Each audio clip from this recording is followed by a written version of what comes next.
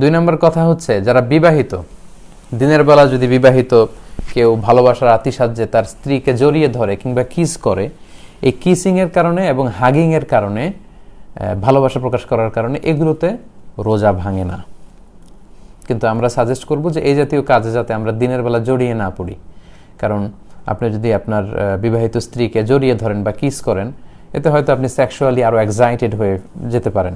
হয়তো এক পর্যায়ে আপনি একেবারে ফাইনাল ডেস্টিনেশনে চলে গেলে আপনি হয়তো ফিজিক্যাল ইন্টিমেসিতে গেলেন বা ফিজিক্যাল ইন্টারকোর্সে গেলেন, আপনি একটা হারাম কাজ করে ফেলেন। এবং আগেই আমরা এ ব্যাপারে সতর্ক করেছি যে সেক্ষেত্রে আপনার শুধু কাজা করলেই হবে না, কাফারাও দেওয়া লাগবে, এবং এটা একটা বড় ধরনের ওয়ার্নিং এবং মহাবিপদে তখন আপনি পড়ে যাবেন।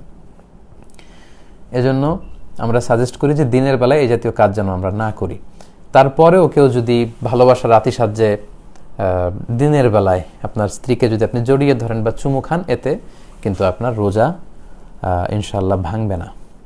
এর দলিল হচ্ছে সহিহ মুসলিমের হাদিস, আম্মা জান আয়েশা রাদিয়াল্লাহু তাআলা আনহা, আল্লাহ রাসূল সাল্লাল্লাহু আলাইহি ওয়াসাল্লামের প্রিয়তমা সহধর্মিণী, তিনি নিজেই বর্ণনা করছেন যে তিনি বলছেন, কানা নাবিয়্যু সাল্লাল্লাহু আলাইহি ওয়াসাল্লাম ইউকাব্বিলু ওয়া হুয়া সাইম।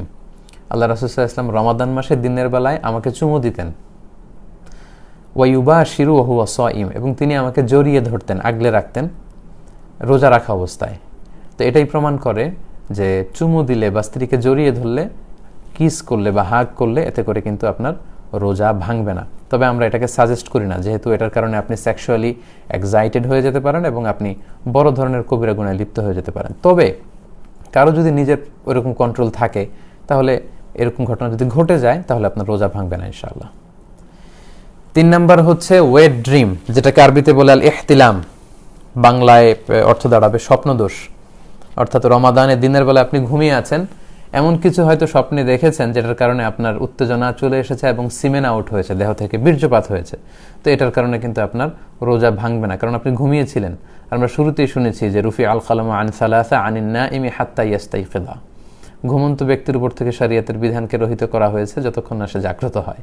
তো ঘুম অবস্থায় তো আপনি ইচ্ছাকৃত এটা করেননি, ফলে এই যে আপনার সিমেন আউট হলো, এতে করে আপনার রোজা ইনশাল্লাহ ভাঙবে না। জাস্ট আপনার জন্য গোসল ফরজ হয়েছে। আমরা জানি যে সিমেন আউট হলে, দেহ থেকে বীর্যপাত হলে গোসল ফরজ হয়। আপনি ঘুম থেকে উঠেই তাড়াতাড়ি গোসল করে নেবেন, এতে আপনার রোজা ভাঙবে না ইনশাল্লাহ।